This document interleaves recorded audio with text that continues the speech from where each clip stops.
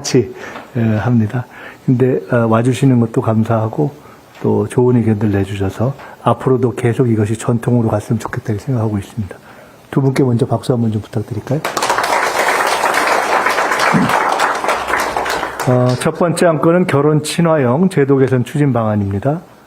지난번 1차 때 문제가 제기되고 제가 다음에 논의하자라고 말씀드렸었습니다. 국가데이터처에 따르면은 결혼 후에 혼인신고를 1년 넘게 미루는 부부의 비율이 2014년 10%에서 2024년에 19%가 됐습니다.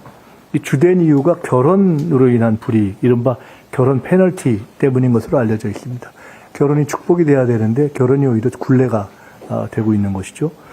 청년들이 가정을 꾸리는 것이 축복이 아니라 오히려 주거금융세제에서 불이익을 받고 있는 이 상황을 타개하기 위한 여러 가지 방안들을 저희들이 모색해야 되는데 오늘 마련한 방안들은 각 부처에서 조속히 시행되도록 해주시고 안 된 것들은 포함 안 되어 있는 것들은 계속 검토해서 개선해 주시기 바랍니다.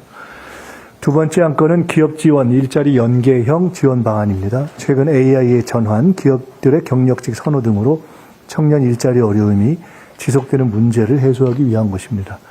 특히 청년의 취업난과 지역 중소기업의 구직난이 공존하는 상황 속에서 일자리를 창출하는 기업에게 인센티브를 강화하는 방안은 매우 시의적절하고 중요합니다.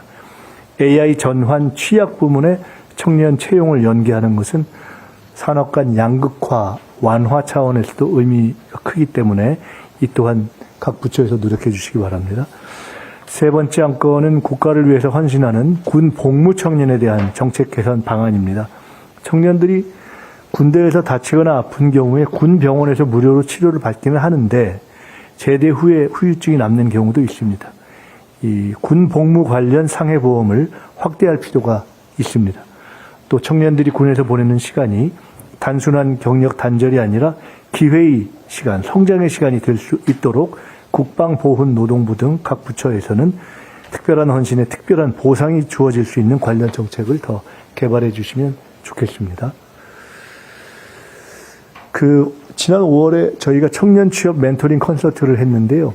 그때 나온 말씀들 중에 정부가 지원 방안 많이 만든 것 같은데 우리 잘 모르겠다 하는 말씀을 아직도 하셔서 청년들이 모른다면 그 정책은 성공이 아니다라고 생각하시고 각 부처에서 더 홍보를 해 주시기 바랍니다. 끝으로 한 가지만 더 말씀드리겠습니다.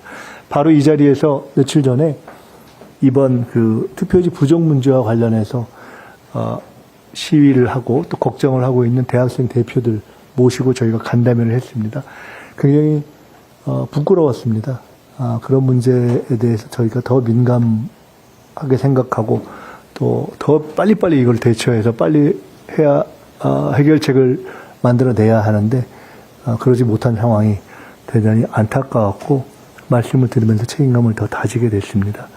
참정권은 민주주의의 근간이기 때문에 국회와 정치권, 관계기관이 청년들의 문제의식을 무겁게 받아들일 것입니다. 어제도 대통령께서 소집한 사부 요인 만남의 자리에서 그 논의가 있었습니다. 정부 모두가 그 문제에 대해서 아주 경각심을 가지고 대처했으면 합니다. 자, 그럼 바로 토의로 들어가겠습니다. 먼저 결혼 친화형 제도 개선 추진 방안에 대해서 기획예산처에서 보고해 주십시오.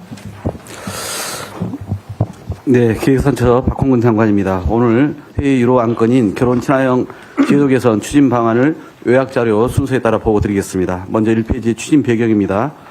최근 합계 출산율은 반등 흐름을 보이고 있습니다. 2023년 0.72명까지 하락했으나 최근 2년간 회복 흐름을 보이는 데 이어 올해 1분기에는 0.95명까지 상승했습니다.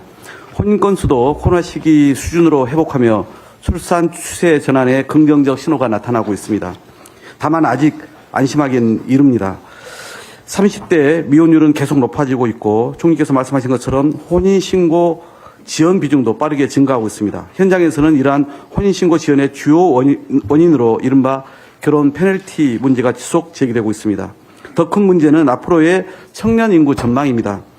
5년에서 10년 이내에 20, 30대 인구가 본격적으로 감소하여 2035년에는 약 300만 명 이상이 감소할 전망입니다. 이는 결국 향후에 출산율이 다소 회복되더라도 출생아 수가 충분히 늘지 않을 수 있다는 의미입니다. 향후 10년은 저출생 구조가 고착화 되느냐, 반등 흐름을 이어가느냐를 가르는 매우 중요한 시기입니다. 중점 추진 과제입니다. 먼저 주거 지원 분야입니다. 첫째, 신혼부부 공공임대주택 입주소득 기준을 완화하겠습니다.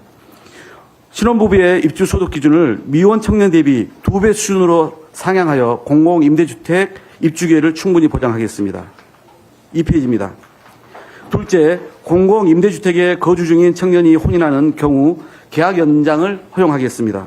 임대주택에 거주 중인 미혼 청년이 혼인 이후 소득과 자산 기준 초과로 퇴거하는 상황이 발생하지 않도록 앞으로는 이래 재계약을 허용하여 결혼 직후 주거 불안이 발생하지 않도록 하겠습니다. 셋째, 출산 가구의 공공주택 이주 지원을 확대하겠습니다. 현재는 공공주택에 거주 중인 2세 미만 신생아 가구에 한해 더 넓은 평형의 공공주택으로 이주할 수 있습니다. 그러나 자녀가 성장하면서 공간 확대가 필요한 만큼 2세 미만 제한 규정을 상향하는 방향으로 개편합니다. 넷째, 전세대출 연장 시 가산금리를 인하하겠습니다. 결혼 이전에 받은 버팀목 대출이 소득 요건을 초과하면 대출 연장 시 0.3%포인트의 가산금리가 부과됩니다. 소득 요건 초과 시에도 신혼부부의 부담을 덜어드리기 위해 절반 수준인 0.15%포인트로 인하하겠습니다. 다섯째, 신혼부부 민영주택 특별공급 청약 기회를 확대하겠습니다. 현재는 혼인신고 후 7년이 지난 부부가 출산한 경우 신혼부부 요건에 해당되지 않아 청약 기회를 얻기 어려운 사례가 발생할 수 있습니다. 혼인 7년 이내 요건과 무관하게 만 2세 미만 자녀 출산 가구를 대상으로 민영주택 공급 물량의 10% 이내 신생아 특별 공급을 신설하겠습니다. 다음은 자산 형성 분야입니다. 먼저 결혼 청년을 대상으로 청년 미래적금 가입 소득 요건을 완화하겠습니다. 혼인신고로 인해 배우자의 소득이 합산되는 경우 청년 미래적금 가입이 어려울 수 있습니다. 신혼부부 가입 소득 요건을 1인 가구의 2배 수준으로 상향하여 가입 문턱을 낮추겠습니다. 3페이지입니다. 청년 농업 정착 지원금을 상향하겠습니다. 현재는 청년 개인은 각각 지원금을 지급받을 수 있으나 혼인신고 이후에는 부부 한 명만 지원이 가능한 구조입니다. 앞으로는 부부가 별도로 독립된 경영을 하는 경우 혼인신고 이후 정착지원금을 신청하면 부부 모두 지원을 받을 수 있도록 개편하겠습니다. 또한 농업 창업 관련 융자 지원 한도도 상향하겠습니다. 부부 중 한 명이 융자 지원을 받고 있으면 다른 일방이 신청하더라도 반려될 수 있습니다. 앞으로는 부부가 별도로 독립된 경영을 하는 경우 융자 지원을 더 받을 수 있도록 확대하겠습니다. 다음은 세제 지원 분야입니다. 먼저 주택 임차 차입금의 원리금 상환액에 대한 소득공제를 확대하겠습니다. 현재 전세자금 대출 원리금의 상환액에 대해 세대주에게만 적용하고 있는 소득공제 대상을 주말 부부나 공공기관 지방 이전 등으로 주거를 달리하는 경우 배우자까지 확대하는 방향으로 검토하겠습니다. 마지막 경차 유류세 환급 대상 확대를 검토하겠습니다. 혼인신고 이후 가구 내 경차 2대를 보유하게 되어도 세대당 1대분에 대해 환급을 받도록 검토하겠습니다. 끝으로 추가 검토 과제입니다. 네, 근본 대책에 포함되지 못한 과제는 정부의 다른 정책과의 정합성 등을 종합적으로 고려하여 관계부처 간 추가 협의를 이어가겠습니다.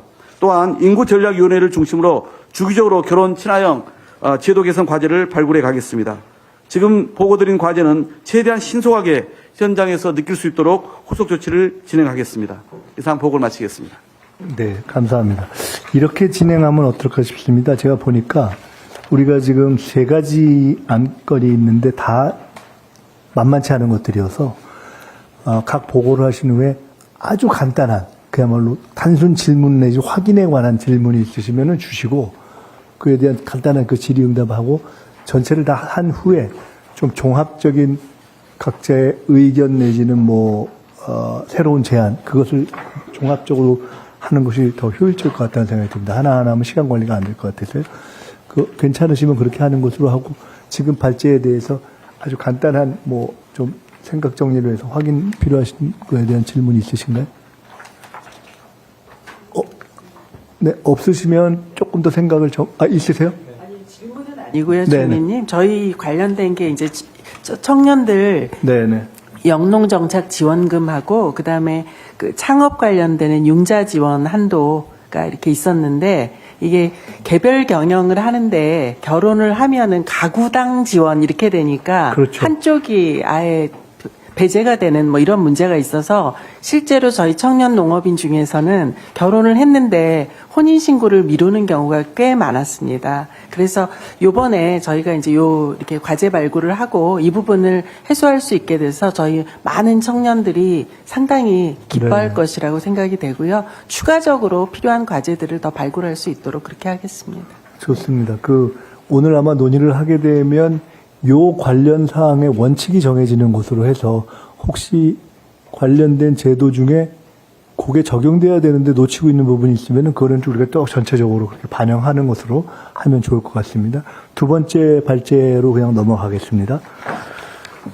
기업 지원 일자리 연계형 재정 방안, 이 또한 예산처 장관님 해주시나요? 예. 네. 예, 밀정현 실장님 실장님 해주시죠. 예, 보고 드리겠습니다. 기업 지원 일자리 연계형 재정